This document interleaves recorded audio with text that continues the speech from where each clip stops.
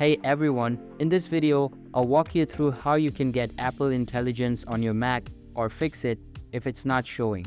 Alright, so let's begin with the video. First, make sure your Mac is compatible. Apple Intelligence requires a Mac with an M1 chip or later running macOS Sequoia or newer. To check your Mac model, go to Apple menu, then About this Mac. Next, ensure it's enabled. Open your system settings, go to Apple Intelligence and Siri, and toggle on Apple Intelligence. If you don't see the option, try updating your Mac.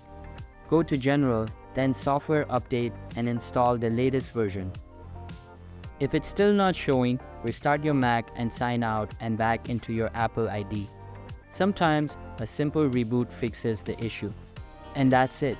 If this helped, don't forget to like and subscribe for more quick tech fixes. See you in the next one.